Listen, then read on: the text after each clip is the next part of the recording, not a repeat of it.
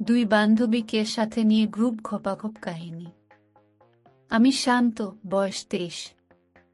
আমি আর আনিকা খুব ভালো বন্ধু। আনিকা আমার সমবয়সী, ছোটবেলা থেকেই ভালো বন্ধু।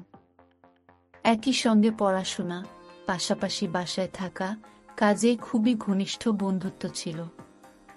আমাদের পরিবারও ওদের পরিবারের সঙ্গে ঘনিষ্ঠ ছিল। আনিকা আর আমার আব্বু দুজনেই বড় ব্যবসায়ী, দেশে দেশে ঘুরে বেড়াত। আমাদের আম্মুরাও নিজেদের মতো ব্যস্ত থাকত, কাজেই আমরা দুজন একসাথেই বড় হই। আস্তে আস্তে আমরা যখন বড় হই তখন প্রেম ভালোবাসার সাথে পরিচিত হওয়া শুরু করি। ইংলিশ মিডিয়াম স্কুলে পড়ার কারণে আমাদের আশেপাশে অনেক অপশন ছিল। আনিকার একজন বয়ফ্রেন্ড হয়, তার নাম তানিম। আমার বাসা দিনের অধিকাংশ সময় খালি থাকতো দেখে স্কুল শেষে আনিকা প্রায়ই ওর বয়ফ্রেন্ডকে বাসায় নিয়ে আসতো। ওরা খেলা করত, আর এরপরে আমরা একসঙ্গে টাইম স্পেন্ড করতাম। কিছুদিন পরে আমারও গার্লফ্রেন্ড হয়, আর আমাদের চারজনের আড্ডা জমে ওঠে। এভাবেই আমাদের স্কুল জীবন পার হয়ে যায়। ভার্সিটিতে যখন উঠব তখন হঠাৎ শুনি তানিম বিদেশে চলে যাচ্ছে। আনিকার সাথে তখন আর তানিম পক রিলেশন রাখতে পারবে না। এই নিয়ে আনিকার সঙ্গে তানিমের ঝগড়া হয়ে এক পর্যায়ে ব্রেকআপ হয়ে যায়। একদিন আমি বাসায় বসে গেম খেলছি, তখন হুট করে কলিং বেল বেজে উঠল। তখন বিকেল হয়ে গেছে প্রায়। দরজা খুলে দেখি আনিকা, চোখ মুখ ফুলে আছে। দেখে বোঝা গেল যে কান্নাকাটি করেছে। ভিতরে এসে বসতে বললাম। জিজ্ঞাসা করলাম কি হয়েছে। এরপরে সব ঘটনা বলা শুরু করলো। কথা বলতে বলতে রাত হয়ে গেল। তখন আমার আম্মু এসে আনিকাকে বলল যে আজকে তো তোমাদের বাসায় কেউ নেই, তুমি আমাদের গেস্ট রুমে থেকে যাও। আনিকা রাজি হয়ে গেল। তো রাতে খাওয়া দাওয়ার পরে ড্রয়িং রুমে সবাই বসে গল্পগুজব করছিলাম। কিছুক্ষণ পরে আম্মু শুতে চলে গেল। আমরা আরও কিছুক্ষণ কথাবার্তা বলে আনিকাকে গেস্ট রুমে যেতে বলে আমার রুমে চলে এলাম। কিন্তু কিছুক্ষণ পরে আমার রুমে এসে নক করল আনিকা। আমি দরজা খুলে জিজ্ঞাসা করলাম কিছু লাগবে কিনা। তখন আনিকা বলল আমার আজকে একলা শুতে ইচ্ছা করছে না। আমি বললাম পাগল নাকি, বাসায় আব্বু আম্মু সবাই আছে, তুই আমার রুমে কিভাবে শুবি। আনিকা উত্তর দিল, আমি সকাল সকাল উঠে চলে যাব, কোনো সমস্যা হবে না। আমি আর উপায় না দেখে বললাম আচ্ছা ঠিক আছে। রাতে লাইট নিভিয়ে শোয়ার পরে আমার খানিকটা অস্বস্তি হচ্ছিল। ছোটবেলার বন্ধু হলেও এক বিছানায় শুতে আনইজি ফিল করছিলাম। এই আনইজি কাটানোর জন্য গল্পগুজব শুরু করলাম। হালকা মজা করলাম যে আমাদের বিয়ে হবার আগেই বাসর রাত হয়ে যাচ্ছে। তখন আনিকা আবার মন খারাপ করে ফেলল, কারণ ওর তানিমের কথা মনে পড়ে গেল। তখন আমি আনিকাকে কমফোর্ট করার জন্য ওকে হাত করলাম। আনিকা তখন হুট করে আমাকে জড়িয়ে ধরে চুমু খাওয়া শুরু করল। আমি আনিকাকে ধাক্কা দিয়ে সরিয়ে দিয়ে বললাম কি করছিস তুই এটা। আনিকা তখন আমাকে বলল প্লিজ আমাকে না করিস না, আমি খুবই একলা ফিল করছি। আমি বললাম না না, এটা কিভাবে হয়, তুই আমার ছোটবেলার বন্ধু, তোকে আমি ওইভাবে দেখি নাই কখনো। তার উপরে আমার একজন গার্লফ্রেন্ডও আছে। আনিকা আমাকে উত্তর দিল, আমি তোকে আজকের পরে আর কিছু বলবো না, কিন্তু আজকে প্লিজ না করিস না। যখন আনিকা আমাদের বাসায় আসতো তার বয়ফ্রেন্ডের সঙ্গে খেলা করার জন্য, তখন থেকেই আমার নজর ছিল আনিকার শরীরের উপর। কিন্তু বন্ধুত্ব ভেঙে যাওয়ার ভয়ে কোনোদিনও কিছু বলে উঠতে পারিনি। এখন আমার বিছানায় পেয়ে নিজেকে আর আটকে রাখতে পারলাম না। আমি আনিকাকে টেনে কোলের উপর উঠিয়ে এনে ঠোঁটে ঠোঁট ডুবিয়ে দিলাম। আনিকার সাথে সাথেই আমার ঠোঁটে জোরে কামড় দিতে লাগল। আমি আনিকাকে চুমু খেতে খেতে ওর জামা কাপড় সব খুলে ফেললাম। এরপরে আমার নিজের জামাকাপড়ও খুলে ফেলে আনিকাকে কোলে তুলে নিয়ে আনিকার ঘাড়ে কামড় দিতে লাগলাম। আমি টের পাচ্ছিলাম আনিকার সোনা থেকে রস গড়িয়ে আমার পায়ের উপর পড়ছে। আমার কলা শোটান দাঁড়িয়ে আনিকার নাভিতে খোঁচা দিতে লাগল। আমরা কেউই আর অপেক্ষা করতে পারছিলাম না। সোনায় আমার কলাটা সেট করে এক চাপে পুরোটা ঢুকিয়ে দিলাম। আমার 6 ইঞ্চি কলা আনিকার সোনায় ঢুকতেই ওর কোমল শরীর কেঁপে উঠল আর আমাকে পাগলের মতো জড়িয়ে ধরে চাপ দেয়া শুরু করল। যখনই আমার কলা ওর সোনায় ঢুকে যাচ্ছিল তখনই কলার মুন্ডু আনিকার সোনার একেবারে শেষ প্রান্তে ধাক্কা খাচ্ছিল। আনিকা চাপ দিতে দিতে উহু উহু করে আওয়াজ করছিল। পাশের ঘরে আব্বু আম্মু থাকতে আমি আমার ছোটবেলার বন্ধুকে খেলছি এটা ভেবে আরো হর্নি হয়ে যাচ্ছিলাম আমি। আনিকার পেপে কামড়ে দিলাম, তারপর পিঠে আছড়ে দিতে লাগলাম। কিন্তু আনিকাকে উপরে নিয়ে আমার পুরুষত্ব ঠিকভাবে ফুটে উঠছিল না। তাই এক ঝটকায় আনিকাকে উল্টে আমি উপরে উঠে এলাম। এরপরে আনিকার 2 পা হাত দিয়ে ধরে ওকে খেলতে লাগলাম। এবার আনিকা আরো বেশি কাঁপতে লাগল আর জোরে চিৎকার করে উঠতে গেল। আমি এক হাত দিয়ে আনিকার মুখ চেপে ধরে শরীরের সর্বশক্তি দিয়ে ওকে খেলতে থাকলাম। আজ আর আনিকা আমার ছোটবেলার বন্ধু না, আজ সে আমার ভদ্র হোটেল মহিলা। আনিকা আমার নিচে থরথর করে কাঁপতে কাঁপতে হঠাৎ করে আমাকে জোরে জড়িয়ে ধরে দুমড়ে মুচড়ে ফেলল। আমি টের পাচ্ছিলাম আনিকার সোনার ভেতরে যেন ভূমিকম্প হয়ে যাচ্ছে। এতক্ষণ খেলার পরে আমিও আর ধরে রাখতে পারলাম না। আমার গলা থেকে বন্যার মতো মধু বের হয়ে আনিকার সোনার ভেতরে পড়তে থাকলো। আনিকা গরম সরগমধুর বন্যায় পাগল হয়ে আমার কাঁধে জোরে কামড় বসিয়ে দিল। আমি শেষ চাপ দিয়ে আনিকাকে বিছানার সাথে মিশিয়ে দিয়ে আমার সর্বশেষ ফোঁটা আনিকার ভেতরে ছেড়ে দিয়ে পাশে শুয়ে পড়লাম। আমার আর আনিকার সারা শরীর তখন ঘামে ভিজে গেছে। শুয়ে থেকে টের পাচ্ছি ওর শরীর তখনও হালকা হালকা কেঁপে উঠছে। আমি হঠাৎ ওকে জড়িয়ে ধরে ঠোঁটে ঠোঁট ডুবিয়ে দিলাম। আনিকাও আমাকে জড়িয়ে ধরে ক্লান্ত ঠোঁটে চুমু খেতে থাকলো। ওর সোনা থেকে তখন আমাদের দুজনের মিশ্রিত রস বের হয়ে পড়ছে। এর কিছুক্ষণ পরেই আনিকা ঘুমিয়ে পড়ল, কিন্তু আমার ঘুম আসছিল না। আমি উঠে রুমের লাইট জ্বালিয়ে ওয়াশরুমে গেলাম। ফিরে এসে দেখি আনিকা ঘুমোচ্ছে। সারা শরীরে আমার কামড়ের দাগ। অসম্ভব সুন্দর শরীর ভরাট বুক শান্ত নিঃশ্বাসে ওঠানামা করছে। দেখে মনে হচ্ছে স্বর্গের এক পরী। আমার তখনও বিশ্বাস হচ্ছে না আমি আনিকার সঙ্গে মাত্র খেলা করলাম, আমার গার্লফ্রেন্ড থাকার পরেও। বিছানায় শুয়ে চিন্তাভাবনা করতে করতে একসময় ঘুমিয়ে পড়লাম। পরদিন ঘুম ভাঙল বেশ দেরি করে। ঘুম ভেঙে দেখি আনিকা পাশে নেই। সকালে উঠে বের হয়ে গিয়েছে। আগের দিনের কথা মনে করে আবার আমার গলা দাঁড়িয়ে গেল। আমি ওয়াশরুমে গিয়ে ফ্রেশ হয়ে নিলাম। সারাদিনে আমি আনিকাকে আর টেক্সট করতে পারিনি। খানিকটা ব্যস্ততায়, খানিকটা লজ্জায়, খানিকটা দুশ্চিন্তায় বাসায় ফিরতে ফিরতে রাত হয়ে গেল। রাতে বাসায় ফিরতে আনিকার সঙ্গে লিফটে দেখা হয়ে গেল। আমি আর আনিকা কেউই একজন অন্যজনের দিকে চোখ তুলে তাকাতে পারছিলাম না। আমাদের মধ্যে কোনো কথাই হলো না। লিফট আমাদের ফ্লোরে আসতে আমি নেমে আমার রুমে চলে গেলাম। সেদিন রাতে হুট করে আনিকার সবচেয়ে ক্লোজ ফ্রেন্ড বন্যা আমাকে নক দিল, দিয়ে বলল যে ও আর ওর বয়ফ্রেন্ড সায়ান সিলেট ঘুরতে যাচ্ছে কিছুদিনের জন্য। বন্যা আনিকাকেও নিয়ে যেতে চাচ্ছে, কিন্তু আনিকা বন্যা আর সায়ানের মধ্যে কাবাবে হাড্ডি হতে চাচ্ছে না। আমি কি ওদের সাথে যেতে চাই কিনা? আমার আনিকার সঙ্গে ঘুরতে যাওয়ার কথা শুনে ভালোই লাগছিল, কিন্তু আমি বুঝতে পারছিলাম না আমার কি করা উচিত। আমি বন্যাকে বললাম যে আমি জানাচ্ছি। এরপরে একরকম জোর করে আনিকাকে টেক্সট করলাম। জিজ্ঞাসা করলাম ও কি ফ্রি কিনা। আনিকা আমার মেসেজে রিপ্লাই দিতে দেরি করল খানিকটা। বলল, হ্যাঁ ফ্রি আছে কেন? আমি তখন বললাম যে গেটের বাইরে আয়।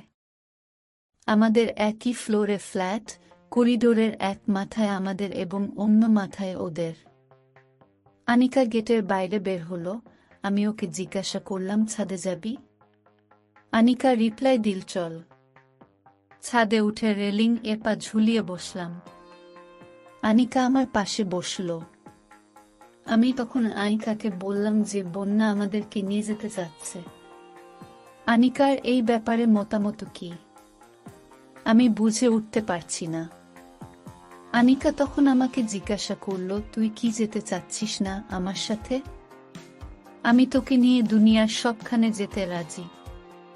আমি তখন বললাম যে দেখ, আমার তিশা আছে। তিশা আমার তখনকার গার্লফ্রেন্ড এর নাম। আমি তিশাকে নিয়ে দোষী ফিল করছি। এরপরে গতকাল যা হয়েছে তা আমি তিশাকে কখনোই বলতে পারবো না। এর উপরে তোর সাথে আমি নির্জন কোথাও গেলে আর নিজেকে কন্ট্রোল করতে পারবো না। আনিকা তখন আমাকে বলল, কন্ট্রোল করার প্রয়োজন কোথায়? আমি তখন আনিকার দিকে তাকিয়ে দেখি আনিকা অদ্ভুত এক দৃষ্টি নিয়ে আমার দিকে তাকিয়ে আছে। তখন আমার ভিতরে সবকিছু উল্টে পাল্টে গেল। আমি আনিকার উপর আছড়ে পড়লাম। আনিকা ছাদে শুয়ে পড়ল। আমি আনিকার উপরে পড়ে আনিকার ঠোঁটে চুমু খাওয়া শুরু করলাম। চুমুতে চুমুতে ভরিয়ে দিলাম আনিকার গাল, নাক, কপাল, চোখ সবকিছু। একবার গালে, আবার কানের লতিতে হালকা কামড় দিতে লাগলাম। আনিকা আমার অত্যাচারে কেঁপে কেঁপে উঠতে লাগল। রেশমি চুলগুলো সরিয়ে ঘাড়ে চুমু দিলাম, আবার গলায় হালকা দাঁত বসিয়ে দিলাম। ভারী নিঃশ্বাসের সাথে হালকা চিৎকার বেরিয়ে আসে আনিকার মুখ থেকে। এক হাত দিয়ে জামা ও ব্রাহ এর উপর দিয়েই টিপতে থাকি আনিকার মাঝারি সাইজের পেঁপে দুটোর বামটি, আরেক হাত আনিকার চোয়ালে ধরে রেখে ওর জিহ্বাটাকে টেনে নেই, তারপর চুষতে থাকি অবিরাম। আস্তে আস্তে বুকে নেমে আসি। ছাদ ঠান্ডা হলেও বিন্দু বিন্দু ঘাম আনিকার গলা আর বুকে। আমি তা যেন তৃষিতের মতো চেটে যেতে লাগলাম। কি যে ভালো লাগছিল। আনিকা নিজেই টি শার্ট খুলে ব্রার হুক খুলে দিল। অসাধারণ সুন্দর গোলগাল সাইজের বড় পেঁপে দুটো লাফিয়ে মুক্ত হলো।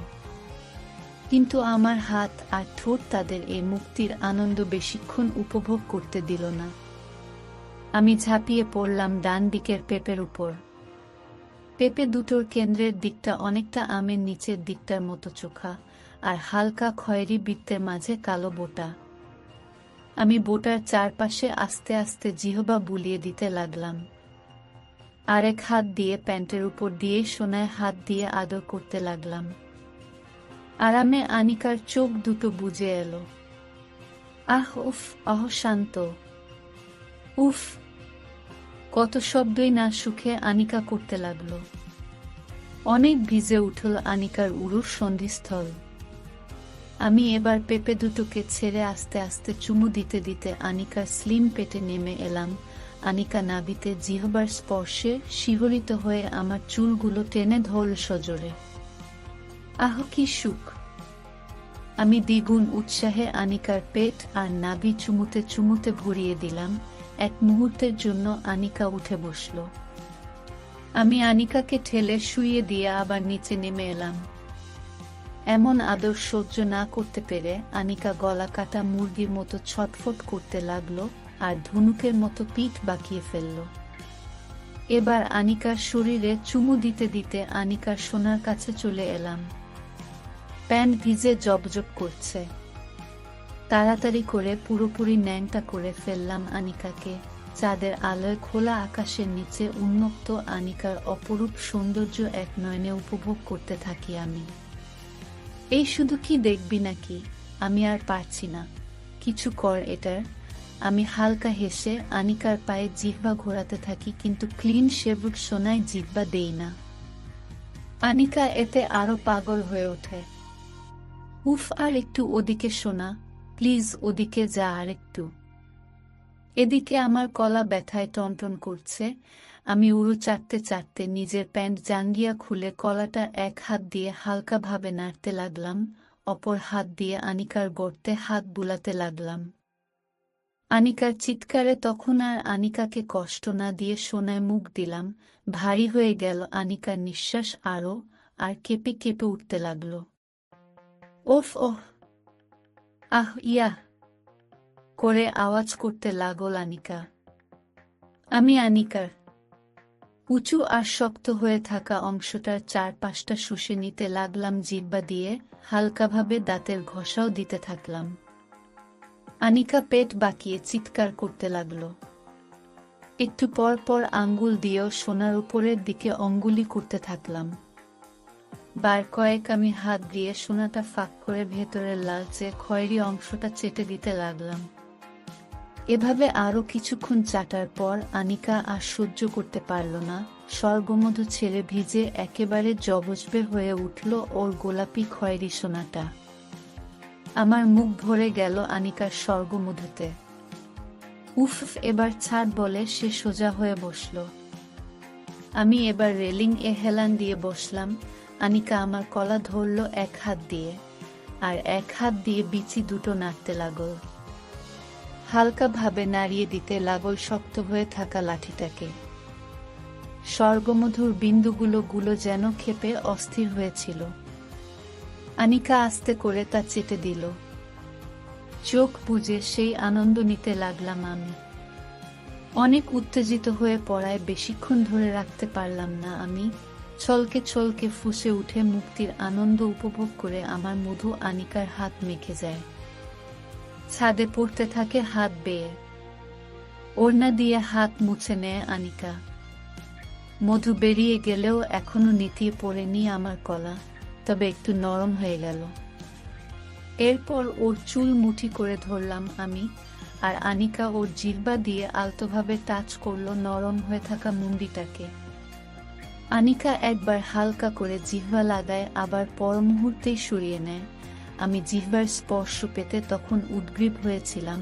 আনিকা মুখ সরিয়ে নিতেই মেজাজ গরম হয়ে উঠতে থাকে। এভাবে কিছুক্ষণ চলার পর একবার আনিকা গাভাবে চুমু দেয় আমার ঠোঁটে, তারপর চিবুকে, এরপর ঘাড়ে, তারপর লোমহীন বুকে, আর এক হাত দিয়ে বিচি দুটো নাড়তে থাকে। এরপর আনিকা এক্সপার্টের মতো মুখ নামিয়ে এনে কলা চুষে দিতে থাকে। এক হাত দিয়ে উপর নিচ করা আর ঠোঁটের স্পর্শে কলার স্নায়ুগুলোকে যেন পাগল করে দিতে থাকে। আমি আনিকার মুখে আমার কলা চেপে ধরি।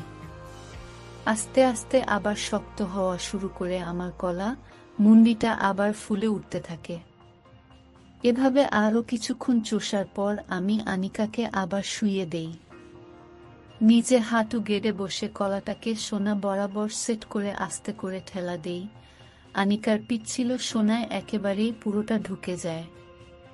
চাঁদের আলোয় আদিম মানুষের মতো খোলা আকাশের নিচে আনিকাকে খেলা শুরু করি। খেলার তালে তালে আনিকা কেঁপে কেঁপে উঠতে থাকে।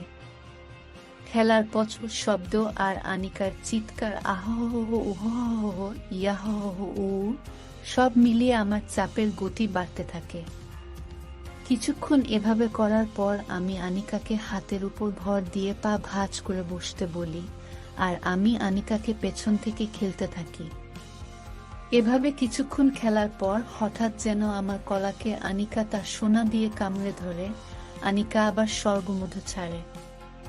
এর ধাক্কায় আমি আর নিজেকে আটকে রাখতে পারি না। জোরে চাপ দিয়ে আনিকার সোনায় সব মধু ঢেলে দেই। আনিকা জোরে চিৎকার করে ওঠে। ভাগ্য ভালো এত রাতে আশেপাশে কেউ নেই। আনিকার সোনায় আমার সবটুকু এনার্জি ঢেলে দিয়ে আমি পাশে গড়িয়ে পড়ি। আনিকা ঘামে ভিজে হাঁপাতে থাকে। আমি প্রচণ্ড সুখে চোখে কিছু দেখতে পাচ্ছিলাম না। চোখ বুজে শুয়ে রইলাম। ধাতস্থ হতে বেশ কিছুক্ষণ সময় লেগে গেল। আনিকার দিকে তাকিয়ে দেখি আনিকাও চোখ বুজে শুয়ে হাঁপাচ্ছে, মুখে এক অদ্ভুত হাসি। আমি আনিকাকে জিজ্ঞাসা করলাম, হাসছিস কেন? আনিকা উত্তর দিল, এত মানুষ আমায় খেলল, আর তুই শালা 2বার খেলে আমার দুনিয়া কাঁপায়ে দিলি। এ হবে আগে বুঝলে তোকে আগেই ধরতাম। এত বয়ফ্রেন্ডের পিছনে দৌড়াদৌড়ি করতাম না। হঠাৎ তিশার কথা মনে পড়ে আমার আবার অপরাধ বোধ হওয়া শুরু হলো। আমি আমার গার্লফ্রেন্ডকে ধোঁকা দিচ্ছি। আনমনে ফোনটা হাতে ধরতেই দেখলাম তিশা দুষ্টু পিক দিয়েছে। আমি তিশাকে আমার আগের তোলা একটা পিক পাঠিয়ে দিলাম। এখন আর তোলার অবস্থায় নেই। আনিকা উঠে বসে তিশার দুষ্টু পিক দেখে ফেলল। দেখে বলল, যাই বলিস তিশা, কিন্তু সেই একটা বোম। ওর ভাইটাও এত সুন্দর, দেখলে মনে হয় চাবিয়ে খাই। আমি আনিকার কথার উত্তর দিলাম না।